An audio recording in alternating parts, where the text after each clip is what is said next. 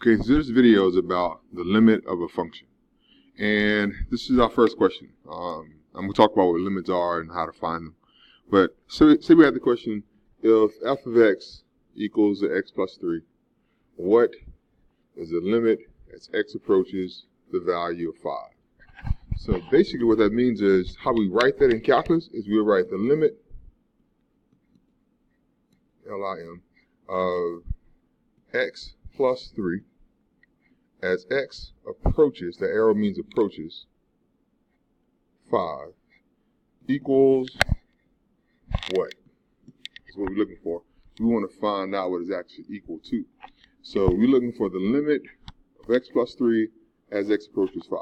If we're going to look at this with a graph,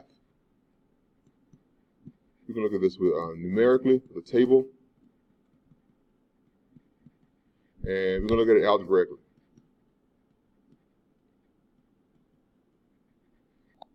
All right, so let's do it. I need to erase the screen. So if you can pause the video and then write down everything you see that you want to write down, go do that now. But in a second, the screen is going to be changed. All right, so let's look at this. What it says is you want to find out when f of x is equal to x plus 3. We want to find out what happens as x approaches 5. So I'll first graph it. I generally think about a graph first because it's pretty good way of finding out what a limit is. So if I think about the graph of x plus 3, you probably know that graph. That's a graph with a slope of 1 and a y-intercept of 3. So I know my y-intercept is at 3. I know my slope is 1, so I'm going to rise 1, run 1 from 3. And this is the graph. Pretty basic graph you learned years ago. So anyway, that's the graph of that function. I'm going to change the color of it. All right, so this is what we have. So I made it a little bigger too. All right, so one way we can find out what's happening for my graph as x approaches 5 is I can go over to the number 5, where x is 5. I can look at what the y value is at that place. So if I go straight up to it, it's about right here. If I go straight over to figure out the y value, it's basically about right there. So this is 4, 5, 6, 7, 8. So it looks to be about 8. So if I take a look at it, this limit as x approaches 5 looks to be about 8. So we generally look at the left hand limit and the right hand limit, like as x approaches 5 from the left, where is it approaching? And x approaches 5 from the right, where is it approaching?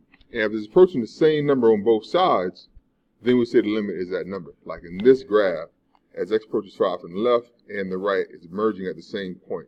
So we say the limit as x approaches 5, x approaches 5 from the left and right of this problem, it approaches the number 8. So that's the limit of it. So by looking at this graph, we can find the limit of it. So that's how you find the limit with the graph. If I want to find it numerically, maybe I didn't have a graph, I didn't have opportunity to graph. What I would do is I would come up with a table of values. And I'll look at numbers really, really close to 5. So instead of me making a table, I'm going to actually place a table in Desmos and show you there. So give me one moment. All right, so I first went to Desmos, graph, the actual graph, and there it is. And from what I want to do now is I want to see what happens as x approaches 5 from the left. So if you think about x approaching 5 from the left, to the left of 5, all the numbers are smaller than 5, right? Like this is 4.9, it's 4.8, 4.5, and so forth. So we look at numbers that approach 5 from the left. We're looking at numbers getting really, really close to 5. So I'm going to try 4.9, see what the output is. At 4.9, the output is 7.9. Then I'm going to try even closer. So you think about, well, what's the number closer to 5 than 4.9? We might say 4.99. Right, so it's even closer to 5. And it goes 7.99. It's getting closer and closer to the number 8, if you can tell. So if I get even closer, like 4.999. So it's getting really close to 8. Like this is off by a tenth. This is off by 100th. Now you're 1,000th away from 8. So clearly, as I approach 5 from the left side of 5 is approaching the number 8. So then I think about, okay, suppose I approach 5 from the right side. So on the right side, it's clearly going downward, right? Because you're getting you're bigger than 5 here, it gets closer and closer to 5.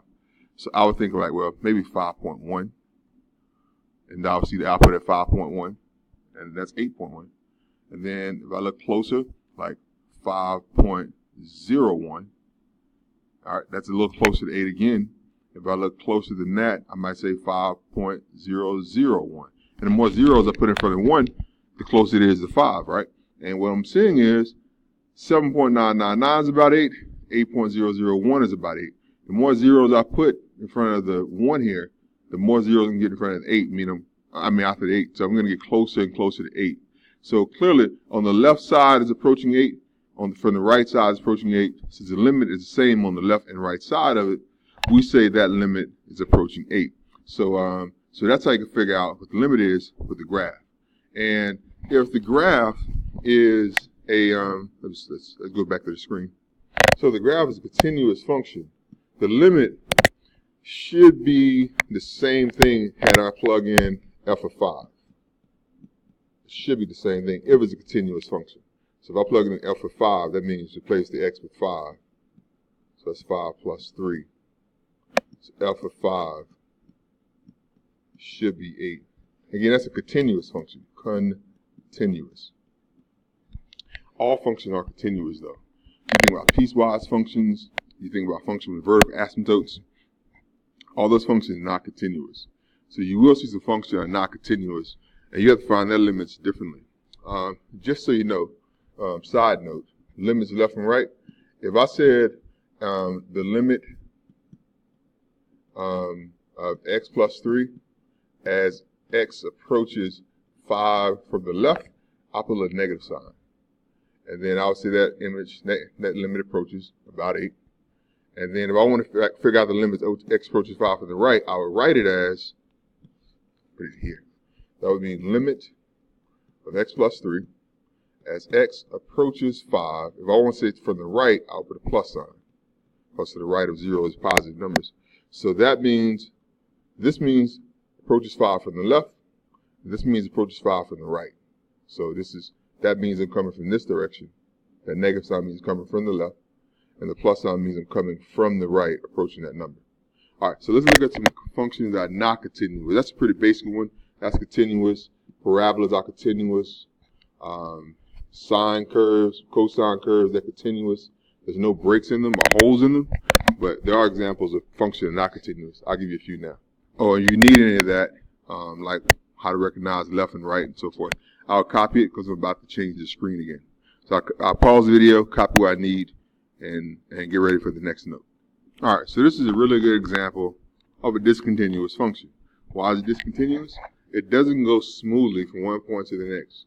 It breaks apart here, it breaks apart there. It breaks apart a lot of places. And all of that has an asymptote, which makes the function not connect on the left and right side of that asymptote. So we say this is a discontinuous function because it has all these breaks and holes in the graph. All right, so if I approach, let's say if I was looking at approaching this line where x is 0.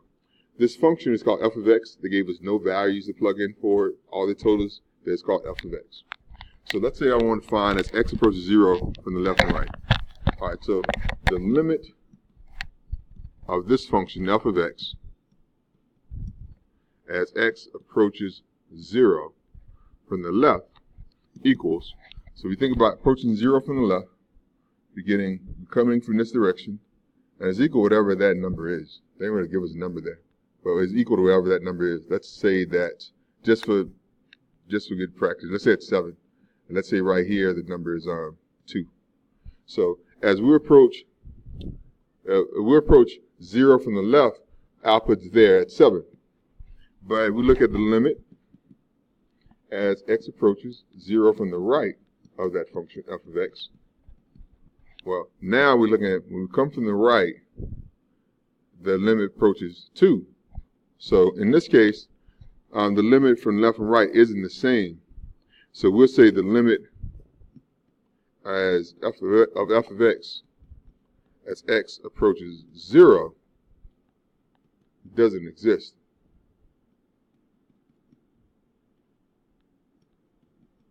And the reason why I say it doesn't exist is because on the left side and the right side, it doesn't approach the same number. So if it approaches the same number, we say that limit exists, and it's whatever that number is. If it doesn't approach the same number, we say that limit does not exist. All right, another note. Let's consider the same function again, and let's now, instead of focus on 0, let's focus on when x approaches the number 8. So let's look at it when the limit of f of x as x approaches 8 from the left side, and the limit of f of x as x approaches 8 from the right side. So what we're looking at is, as x approaches 8 from the left, this function is going to drop in lower and lower and lower and lower and lower, and it's going to get thinner and thinner and drop really fast. So if you think about, well, what is it approaching? What number is that approaching? Well, it's not really approaching a number, it's approaching an idea, and that idea is negative infinity. So we'll say that approaches negative infinity. And that's my symbol for infinity. A lot of old math books write it that way, and that's how I learned to write it. So as x approaches 8 from the right side, you're going to notice it's shooting up really, really fast. So as we approach 8 from the right, it goes up, straight up forever. So in that case, as x approaches 8 from the right, this function approaches positive infinity. So that's what we look at infinity. That's how we look at limits when they approach a number to the left and right of an asymptote. All right, new example. All right, new example, and now we're looking at this function. If f of x equals this rational expression, find the limit of f of x as x approaches 8. We're going to find the limit with a graph. We're going to find it numerically, and we're going to find it algebraically. And we're going to look at all 3 ways. So let's first think about the graph of it. I got a Desmos feature already set up of the graph of this. So let's look at it first. So we're looking at as x approaches 8 from left and right. All right, so we're going to try to figure out what this graph approaches 8. It looks like I need to zoom out a bit so I can see where it crosses at 8. And I wish I could put numbers on there where I could see what's happening at the number 8. I'll do this. I can graph a line that says x equals 8. That way I can see where that line goes. That's going to be a vertical line right there. And I need to zoom out some more to see where it crosses. And it looks like there's going to be something weird happening right there at 8. So it looks like it's going to be it's discontinuous, right? So it can't exist at 8.